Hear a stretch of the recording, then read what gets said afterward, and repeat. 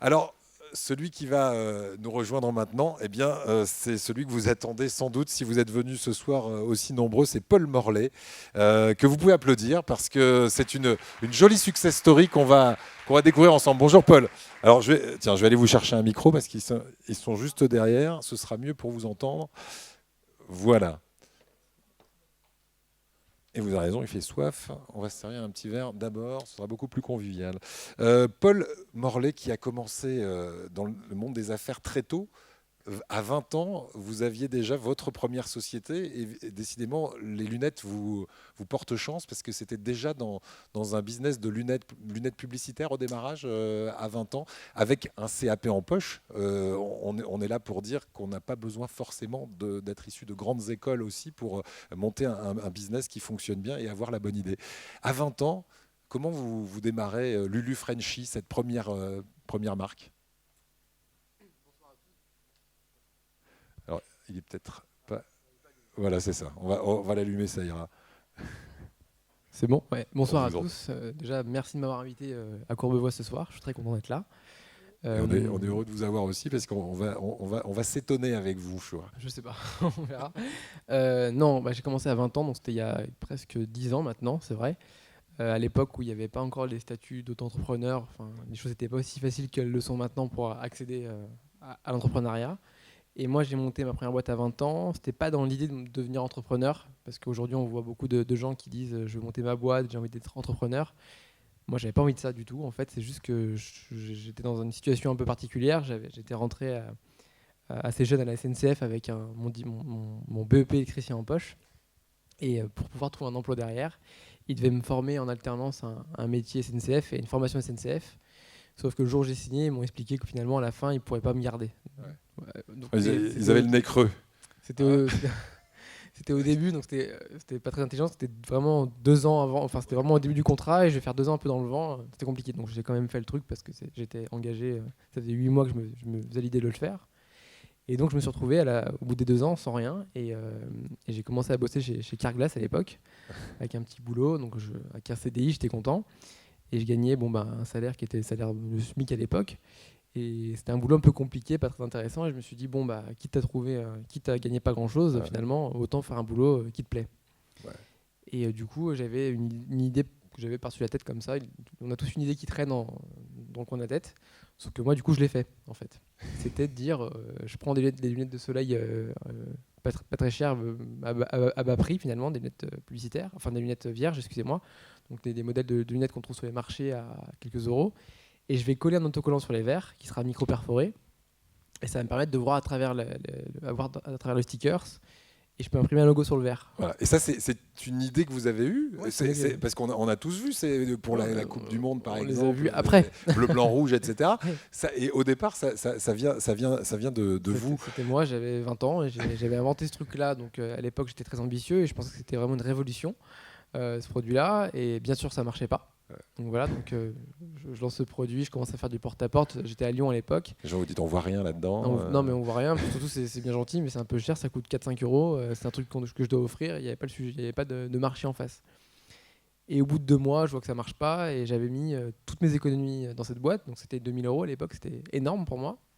Donc j'avais pas de prêt bancaire, j'avais pas d'investisseur, j'avais rien. Ouais. Ça n'existait pas. Et en fait, je me dis, c'est des stars qui doivent porter ce produit parce que c'est comme ça que ça va marcher. Donc c'est une réflexion un peu d'un gamin de 20 ans, Ouais. forcément. Et au culot, ça marche. Et je sais pas, mais le problème c'est que j'avais pas beaucoup de numéros de stars dans mon téléphone, donc c'était compliqué. Et du coup, c'était le début de Twitter. C'était le début il y a 10 ans. Et c'était beaucoup moins protégé qu'aujourd'hui. Et à l'époque, donc un soir, j'imprime des planches d'autocollants avec des noms de stars sur les verres. Donc je prends toutes les stars que je connais très bien. Donc Lady Gaga, Will Smith, Black Eyed Peas, Britney Spears, je sais plus. Enfin, Ouais. toutes les stars du moment. Et je prends en photo la paire de lunettes avec marqué le nom de la star sur les verres avec mon téléphone. Et sur mon ordinateur, j'ai un logiciel finalement qui tweet la photo en mentionnant le compte de la star. Sauf que mon logiciel le tweetait en spam à l'époque. C'était donc je pouvais envoyer, je sais pas, 300 tweets en 10 minutes. Et on a beau être suivi par 20 millions d'abonnés, quand quelqu'un vous mentionne 300 fois qu'une photo, vous le voyez dans votre timeline. Il n'y avait pas les protections qu'il y a aujourd'hui. Donc ça a intrigué les stars, du coup. Donc sur les 60 paires de lunettes que j'ai faites, donc ça me coûtait, je sais pas, quelques centimes à faire. À l'époque, c'était vraiment imprimer une feuille, déclipser le verre, mettre le papier sur le verre, un coup de cutter et remettre. C'était hyper facile. Donc ça me coûtait rien et en une soirée, j'avais fait les 50.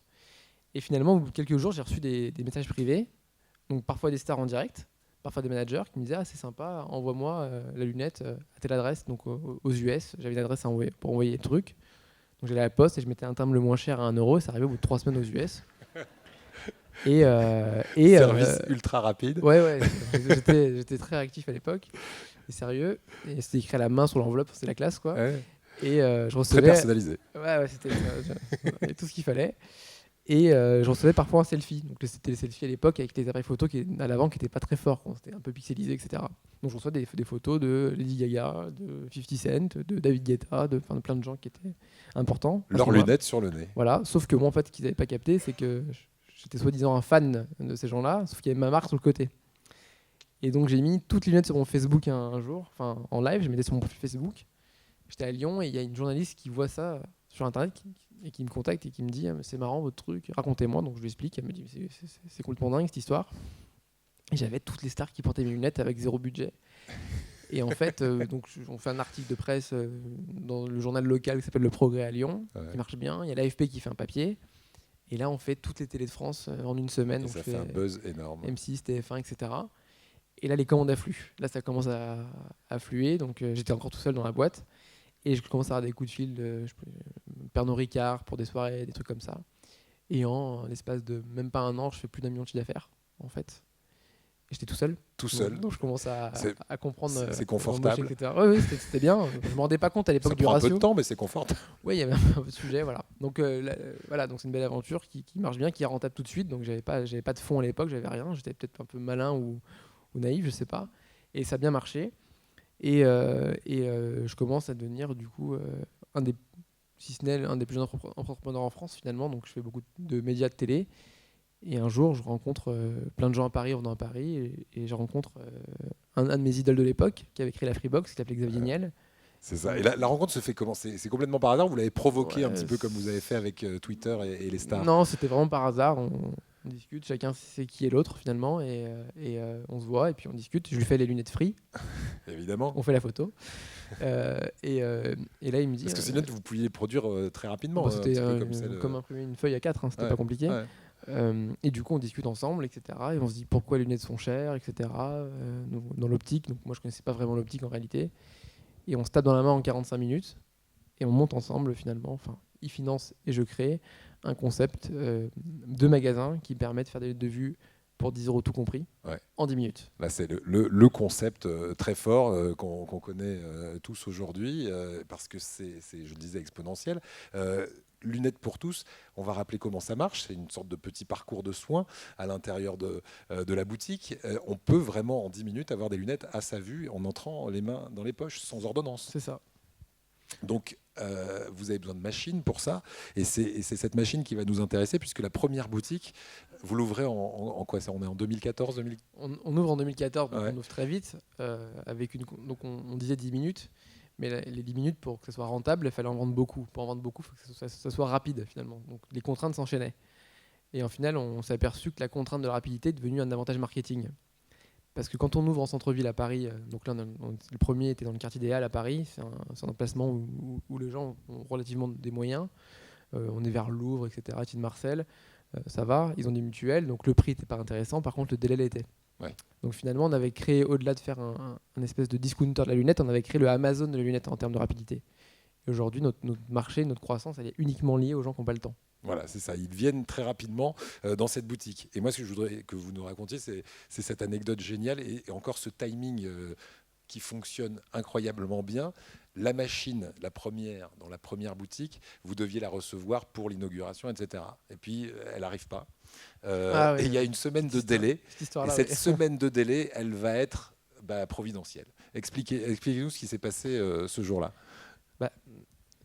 En montant cette boîte-là, j'étais habitué à gérer moi-même mes affaires. C'est-à-dire que j'avais des stocks de lunettes à l'époque chez Lulu Frenchy, ma première boîte, et puis des grandes imprimantes, et puis je dirais par Chronopost ou des HLUPS. Donc je maîtrisais beaucoup de choses. En montant Lunettes pour tous, on s'était dit qu'il fallait les faire pas cher, donc ça, je savais faire des produits trouvés au bon endroit. Maintenant, pour faire un process industriel de lunettes en 10 minutes, alors que personne ne le fait, parce qu'aujourd'hui, vos lunettes, c'est une semaine ou 10 jours ou 15 jours, le savez mieux que moi. Parce qu'on vous dit, il y a tous les verres, il y a plein de corrections, etc. etc. Et surtout, il n'y avait pas de machine capable de fabriquer 300 paires de lunettes par jour, sachant qu'un opticien normal en vend 2. C'est ça. Il n'y a pas de raison d'être. 2 ou 3, c'est la moyenne de se vendre une boutique Il fallait d'optique. qu'on fasse 100 fois le même volume sur la même surface. Donc c'était compliqué. Sachant que chaque produit est sur mesure, en fait. C'est ça. Donc je trouve une machine qui n'a jamais été vendue au Japon, qui était du super matériel, mais qui n'avait pas d'interface finalement logicielle. Donc elle n'était pas automatisable. D'accord. Donc moi j'ai automatisé cette machine. Donc c'est la première plus-value qu'on a mis en place avant l'ouverture. On a été assez vite là-dessus. Et finalement, donc la machine arrive, j'étais très enjoué. Et je dis à mon associé, on lance après-demain, la machine arrive demain. Donc après-demain, on lance le magasin et on convoque la presse. Sauf que la machine arrive en kit du Japon. Un truc, et quand je vous dis en kit, c'est une machine un peu plus complexe qu'une voiture à remonter. Et que les représentants européens de cette marque-là ne savaient pas la monter, la faire marcher. Donc là, j'ai dit, oulala, Un souci. un peu compliqué. J'allais recevoir les 40 salariés et la veille, donc la veille de l'ouverture, je convoque les 40 nouvelles recrues en CDI pour leur raconter comment va marcher le magasin. Donc tout se fait sur iPad. Et je me suis dit, en 2 heures de temps, ils vont comprendre l'application, etc. Je me retrouve avec 40 personnes, donc 38 qui ne savent pas utiliser une tablette. Donc, ça, c'était personnel. Et là, c'est la première fois de ma vie que je commence à transpirer en me disant, là, t'es pas maître à bord, ça va être compliqué. Donc j'envoie un mail à mon associé en lui disant, je pense que demain, ça va pas se faire, on va reporter d'une semaine, mais t'inquiète, ça va être beaucoup mieux. J'ai fait exprès. Bon. Et on là, règle les problèmes, etc. Je refais une formation de 3 jours, la machine marche, ça va un peu mieux, etc. Et je vous passe plein d'autres histoires dans la semaine qui se sont passées. Donc, en fait, je pense que le projet, on aurait dû mettre 2 ans à le faire. On a mis 3 mois et on l'a lancé, ça marchait. C'était du live. On livrait les clients, mais en interne, c'était un bordel monstre, en fait. Bon, on y arrivait. Hein.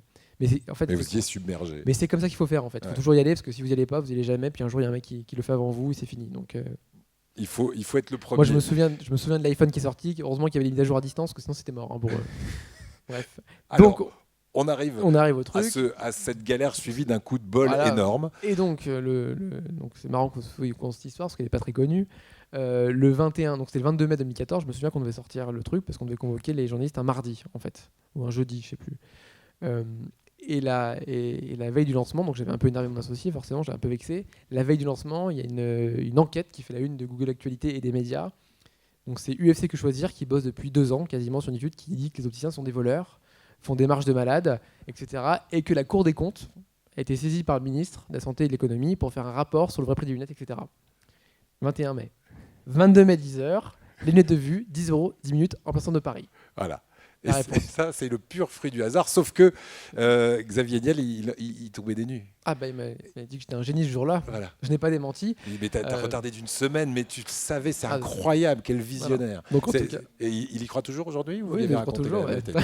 Alors ça reste entre nous. Voilà. Non, mais le sujet vraiment, c'est de se dire qu'on a eu beaucoup de chance à ce jour-là et que c'était la réponse immédiate à la veille pour le lendemain finalement. Il y a un problème, on vous dit qu'on va faire une étude, nommer un comité d'experts, une table ronde, etc. Ça va mettre 7 ans et finalement là non, il y a un privé qui sort et qui le fait le lendemain et qui règle le problème finalement. Et c'était live, ça marchait. Et là, ça fait encore une fois un buzz médiatique. Ah, ça fait encore un buzz médiatique. Donc là, toutes les télés, etc. le font. Et là, on a bien beaucoup de chance parce que les médias font, je crois qu'on passe à 90 reportages télé en 3 semaines. On a M6 qui a la chance en plus qui vient nous voir en disant on va faire finalement un sujet complet sur vous sur Capital. On a un magasin, donc c'était énorme. Voilà. Et surtout, on avait joué sur le fait que les opticiens en face, les concurrents, donc les gros concurrents, je parle de Afelou, Atoll, etc., avaient très envie de passer à la télé de manière générale et acceptaient toutes les invitations, alors qu'il fallait surtout pas le faire. Parce que venir sur un plateau, vous, avec 40 ans de métier, 800 magasins, 1 milliard de chiffre d'affaires, vous justifiez devant un gamin de 24 ans qui a un magasin depuis 15 jours, ça n'a pas de sens. Mais l'ego, vous savez, parfois, fait que... Oui. Et vous vous êtes retrouvé à débattre avec, bien sûr, oui, avec ces grands. On a fait beaucoup de choses et puis les médias ont bien fait leur boulot parce qu'en fait, honnêtement, ils vous détestent. Ils vous détestent, les opticiens, non ? C'est un nouveau marché, c'est différent.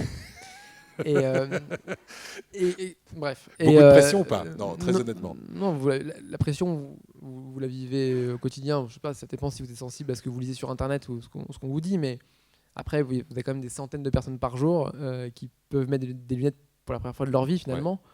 Et je pense que ça, c'est de pouvoir rendre la vue à quelqu'un pour 10 €, c'est quelque chose qui est fantastique. Voilà. Alors une insulte à droite à gauche, vous savez, bon. Voilà, Voilà. et quand vous dites lunettes pour tous, c'est vraiment les lunettes pour tous et de la même manière.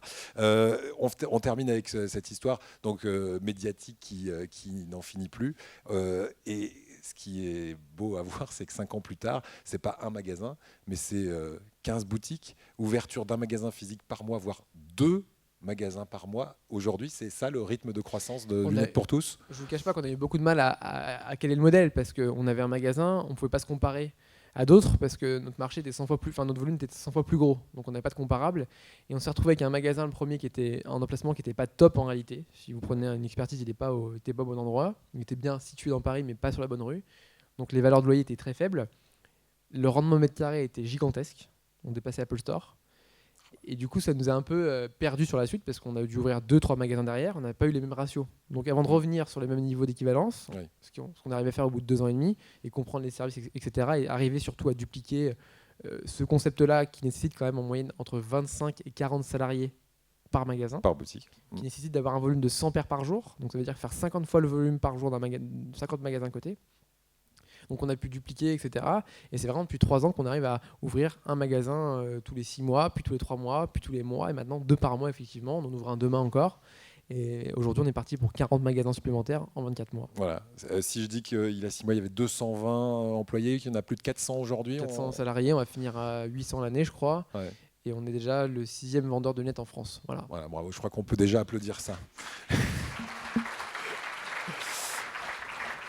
Mais ce n'est pas fini, parce que quand vous dites lunettes pour tous, c'est aussi de l'emploi, évidemment, tout ça. Comment se fait le recrutement ? Je me suis laissé dire que vous recrutiez dans tous les milieux, avec ou sans diplôme. Et qu'est-ce qui compte quand vous recrutez quelqu'un aujourd'hui ? Ce qui compte forcément, c'est l'envie, parce qu'aujourd'hui, vous avez plein de personnes, et je pense qu'il y en a dans la salle aussi, qui ont été un peu parfois mal orientées ou brisées, etc. Je pense que l'envie est importante parce que nous, les diplômes, c'est pas un truc qu'on regarde, ça serait un peu malvenu de ma part, forcément. Par contre, une personne qui a envie de le faire et d'évoluer, parce que c'est un métier qui est très dur. Vous êtes en magasin, vous avez des centaines de clients par jour, pas toujours facile. Faut travailler. Bon, la bonne nouvelle, c'est qu'on est une boîte qui se construit, donc on a besoin de profil d'évolution. Donc l'évolution en interne est très rapide. Donc l'exigence est beaucoup plus forte aussi parce que je suis quelqu'un hyper exigeant dans le business, c'est normal. Aujourd'hui, je nous considère concurrents non pas uniquement de magasin qui est en face de la rue, mais finalement d'Internet et du monde entier. Et je me dis toujours que finalement, à l'heure où on a un discours de 3 personnes qui ont fait un business sur Internet avec des marketplaces et finalement de se faire livrer un produit du jour au lendemain qui viennent de Belgique, de Chine, de New York ou de Paris ou de Clermont-Ferrand, la concurrence est un peu large. Donc nous, ce qu'on a voulu faire finalement, c'est réinventer la boutique physique. Surtout, pour moi, la boutique physique, le retail, n'a vocation à exister que s'il est meilleur en promesse qu'Internet. Aujourd'hui, Amazon vous livre en 2 heures chez vous via une application, donc tout l'alimentaire et les produits du quotidien. Donc la question même d'aller parfois à 300 mètres de chez soi, elle se pose. Alors, quand vous pouvez acheter des produits, des lunettes, et qu'on vous dit revenez demain ou dans 3 heures ou dans une semaine, c'est un gros risque d'aller sur Internet. Alors nous, la promesse, elle est facile, c'est de dire ok, vous n'avez pas d'ordonnance, vous l'avez perdu, on fait un examen du gratuitement sur place tout de suite, sans délai. Il paraît que c'est 4 ou 6 mois à Courbevoie, j'ai entendu. Et derrière, vous avez finalement 500 montures de lunettes et on change les modèles toutes les semaines. Ouais. Donc ça reste des modèles très on a un designer en interne, etc. Voilà, ouais. Et une qualité qui est conforme à des lunettes à 300 € ailleurs. Et surtout, vous avez vos lunettes de vue tout de suite. Voilà, parce qu'aujourd'hui, vous les cassez, vous les perdez, vous êtes chauffeur de bus ou peu importe ce que vous faites, vous avez besoin de lunettes, et de toute façon, c'est forcément 15 jours de délai chez l'opticien pour les revoir. Voilà. Donc il y a un problème vraiment de service sur l'optique. Le service, vous l'emmenez même aujourd'hui dans le train. On va regarder tout de suite une vidéo. Ah, vous l'avez aussi ? Oui, évidemment. On faites bien votre travail. C'est un partenaire ce qui est génial, c'est que vous renvoyez la balle à ceux qui ne vous ont pas engagé en plus à l'âge de 18-20 ans. Vous êtes hyper au courant en fait. Puisque c'est un partenariat avec la SNCF. Regardez, on fait maintenant des lunettes pour tous. Et pour tous et partout.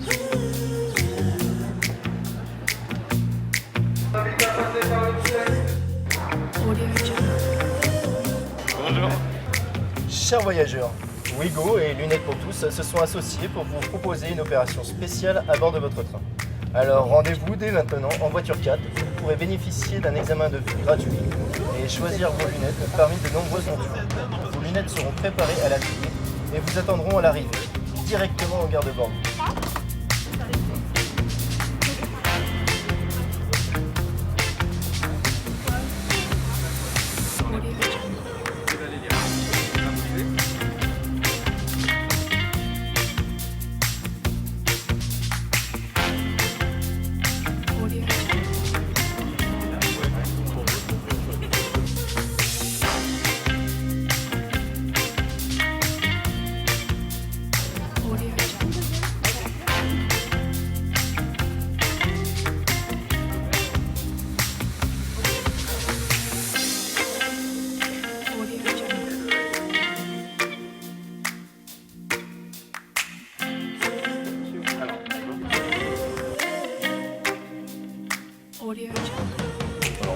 On va continuer à regarder les images.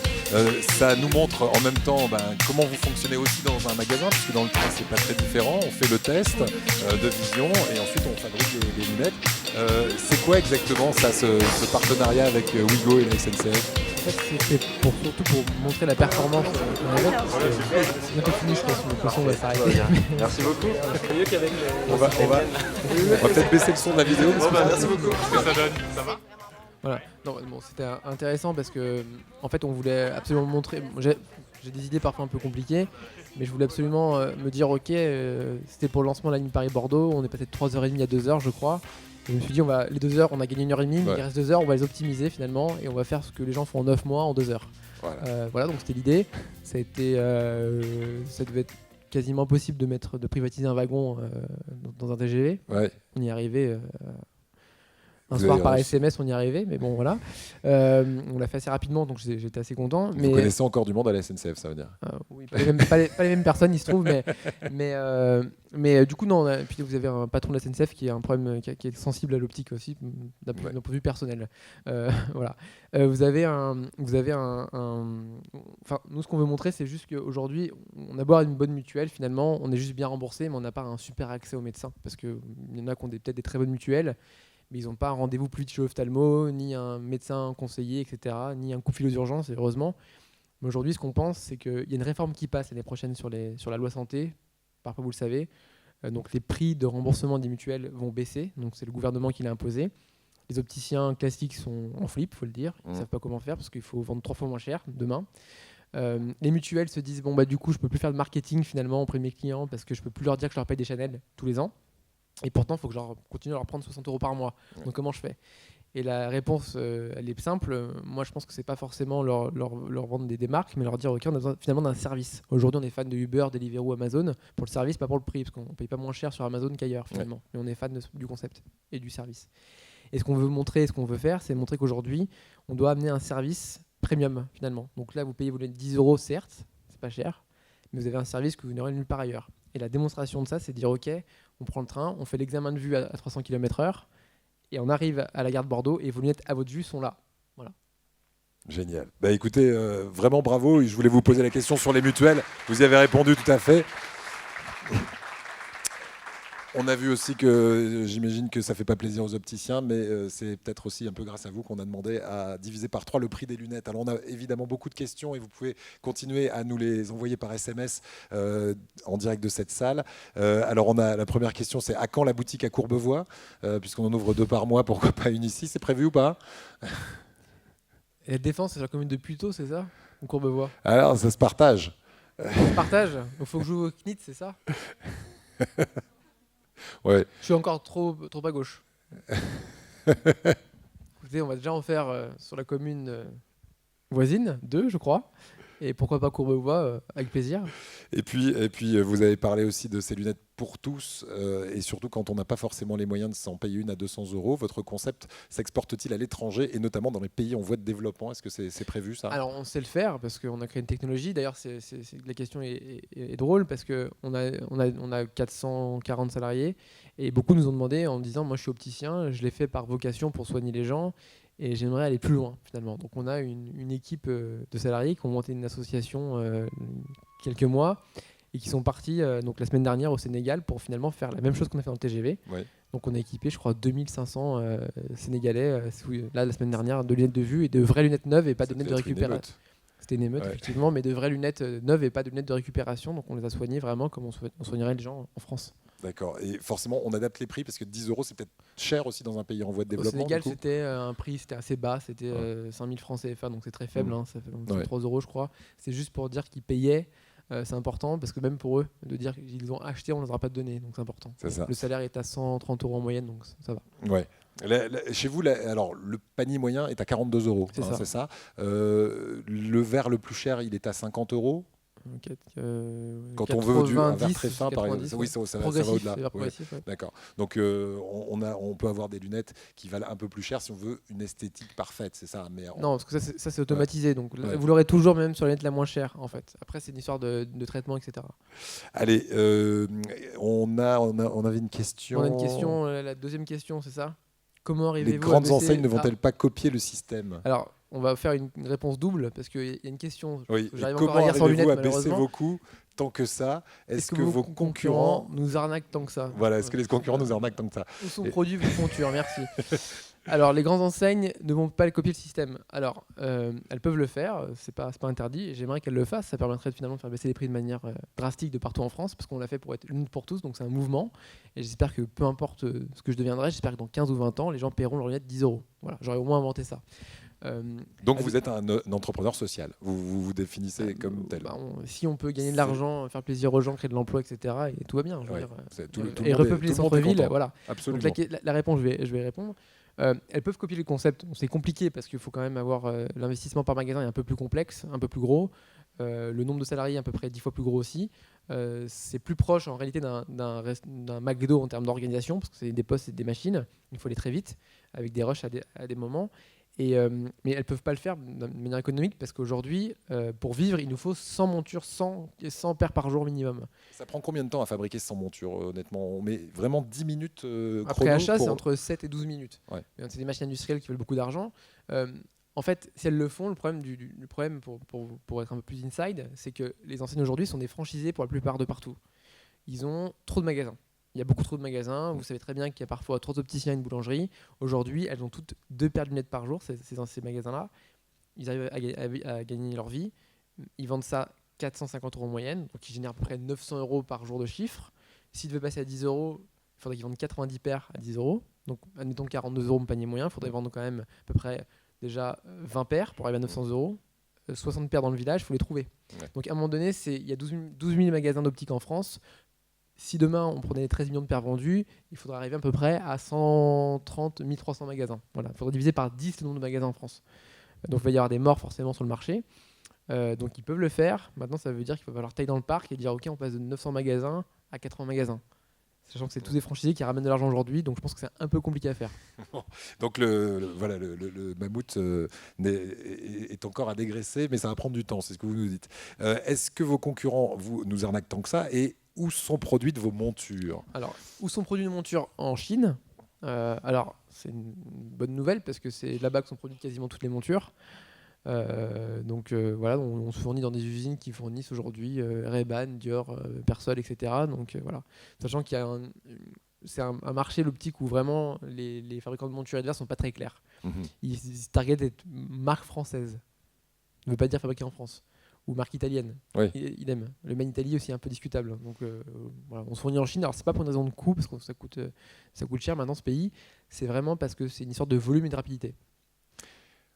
D'autres questions? Allez-y. Est-ce que vos concurrents nous arnaquent tant que ça? Réponse oui et non, parce qu'en fait, en réalité, ils vont vous dire qu'ils gagnent pas beaucoup d'argent à la fin du mois du fait du volume, finalement. Donc en fait, c'est juste que effectivement, une boulangerie qui vend 2 baguettes par jour, il faudrait vendre la baguette 400 euros pour payer le loyer et les charges. Ouais. Donc ils nous arnaquent sur le produit fini, oui, mais en fait, on paye trop cher chez ses confrères, compétiteurs. Parce qu'ils n'ont pas assez de volume. Parce qu'ils n'ont pas de volume, en fait. Maintenant, il faut faire la même chose avec les oreilles, voilà, parce qu'on sait que les opticiens, alors ça c'est une autre question, les opticiens maintenant couplent, justement pour avoir peut-être un surcroît d'activité, les petites oreillettes. Est-ce que vous comptez faire les oreillettes pas chères? Est-ce que c'est un système qu'on peut aussi ramener à quelques euros ou c'est plus compliqué? Alors les oreilles, c'est encore plus facile que l'optique, finalement. Vraiment? Parce que pour ceux qui l'ont fait, dans l'optique, chaque verre est différent, on a des milliers de verres à stocker différents. Les oreilles, c'est un produit finalement qu'on règle sur le client. Donc déjà, il n'y a pas de problème de stock. C'est que du logiciel et finalement, c'est assez rapide. Donc on sait faire des audioprothèses pas très chères, on va le faire.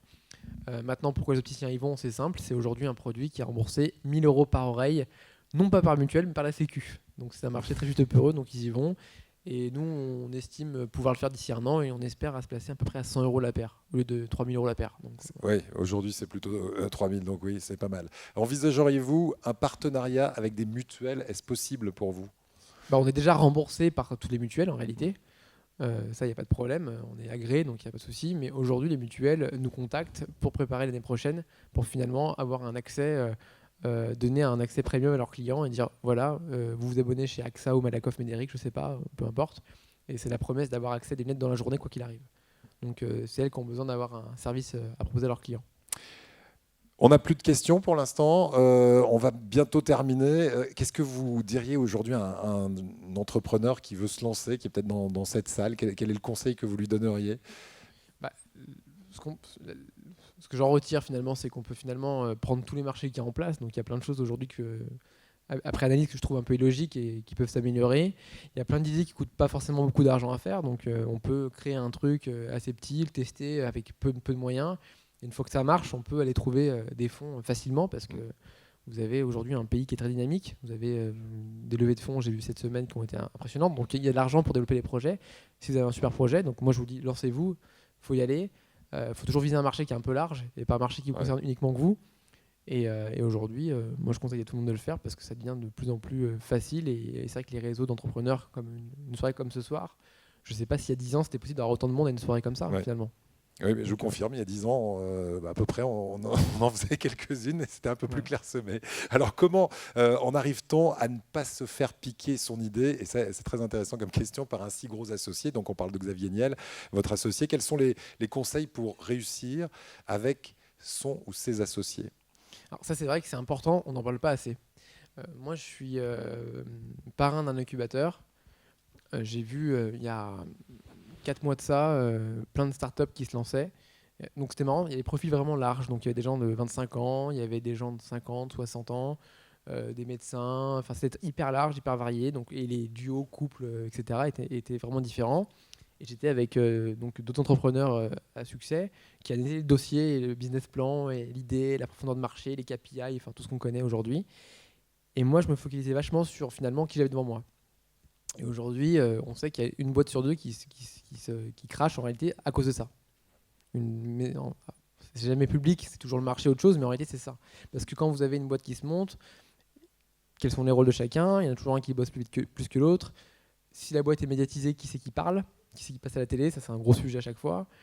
Et C'est un problème d'ego? C'est un problème d'ego, mais c'est pas votre ego, c'est parfois votre femme, votre maman, votre frère ou un copain qui dit pourquoi c'est pas toi qui est à la télé aujourd'hui, pourquoi c'est lui qui est dans le journal, pourquoi il y a son nom qui est en premier, etc.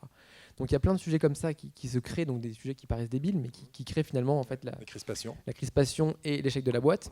Et aujourd'hui, moi, je pense que c'est que je suis pas avec quelqu'un qui a besoin d'exister. Je veux dire, il est déjà là depuis longtemps. Il est sur un marché qui est différent du mien. Encore une fois, il a un métier depuis longtemps qui fait très bien. Moi, j'ai le mien. Aujourd'hui, se la faire piquer son idée, on est associés, etc. Il a attaché la réussite de la boîte. Et je pense pas qu'aujourd'hui, il tente d'opérer ce que je fais. Encore une fois, donc ce qu'achète un investisseur, finalement, c'est le temps de l'autre à ce moment-là. Donc se la faire piquer, c'est sympa, mais qui va gérer la boîte, qui va la driver, qui va la développer, qui va avoir la vision. Voilà. On parlait tout à l'heure des pays en voie de développement. Comment obtenir un droit de franchise pour l'Afrique? Pour l'instant, ce n'est pas ouvert. Voilà. Pour l'instant, ça ne le fait pas. Et puis, on revient sur l'anecdote Xavier Niel. C'est dans un avion que vous rencontrez Xavier Niel? Pas du tout, je sais pas. J'ai un mot ici qui me on va dans l'avion, je sais pas. Donc si la personne est dans la salle, peut-être qu'elle peut me préciser pourquoi l'avion. Bon, non, on saura pas. Mais en tout cas, s'il n'y a pas d'autres questions, on va vous remercier vraiment, Paul, d'avoir été avec nous pour ce rendez-vous des entrepreneurs. Le prochain projet, je sais pas, le rêve ultime, là, ce serait lequel? On a un gros sujet là, c'est d'aller plus vite. Encore une fois, comme dans le train. Et c'est de pouvoir, on est en train de réfléchir et trouver, on a trouvé une solution pour finalement finir de déployer, d'ouvrir 50 magasins d'ici 24 mois rapidement et d'aller rapidement à l'étranger. Donc on a plein de projets, on a plein d'idées, on a l'audition, on a le dentaire, on a plein de sujets en cours. et des équipes pour le suivre. Voilà. Voilà, merci beaucoup. 10 minutes pour une paire de lunettes, c'est son concept. Paul Morlet, merci beaucoup. Et pour clore ce rendez-vous des entrepreneurs, peut-être celui qui a envoyé le SMS sur la question à quand lunettes pour tous à Courbevoie, qui va prendre la parole, c'est le maire de cette ville, Jacques Kosowski, maire de Courbevoie et président du territoire Paris-Ouest La Défense. Merci beaucoup, Paul.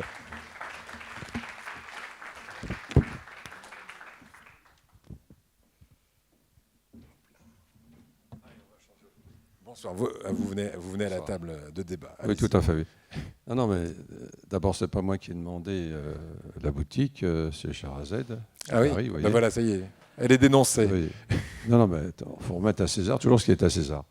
Non, ce qui est agréable, si vous voulez, c'est à chaque fois qu'on reçoit donc, des personnalités comme ça, d'abord, ça nous fait plaisir, ça veut dire que j'en reviens toujours que notre pays a quand même beaucoup de chance.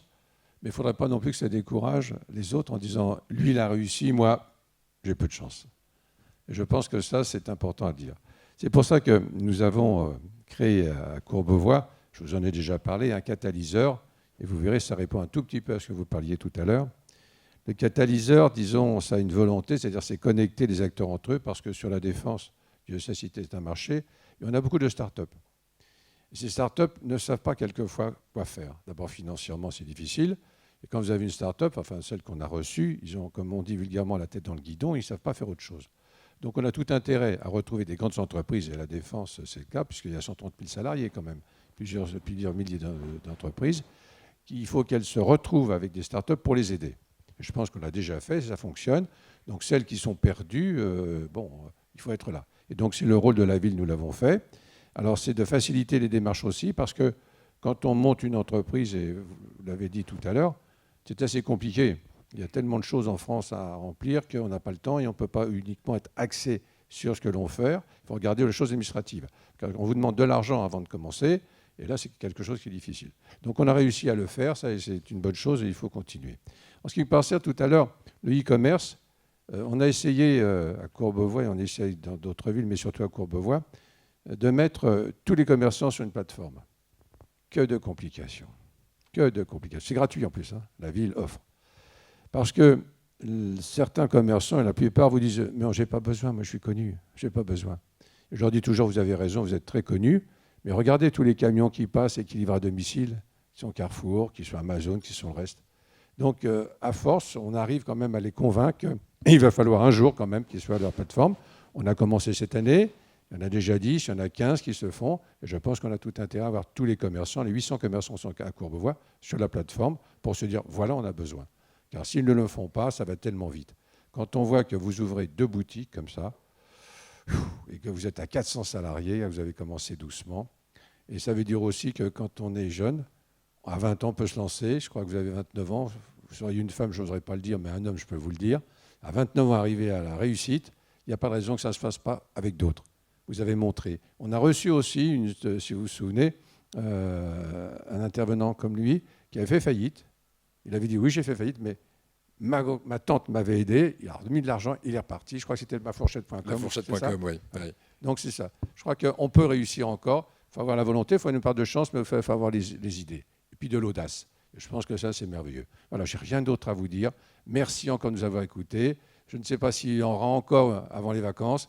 S'il n'y en a pas, il y en aura une en septembre. Mais ça fait vraiment plaisir. Puis vous recevoir toujours avec autant de qualité et de talent. Merci à vous. Et bonne soirée à toutes et à tous. À bientôt pour un prochain rendez-vous des entrepreneurs. Et vous allez pouvoir discuter avec Paul et puis également eProspect qui a ouvert le bal tout à l'heure autour d'un cocktail. Bonne soirée. Merci à vous.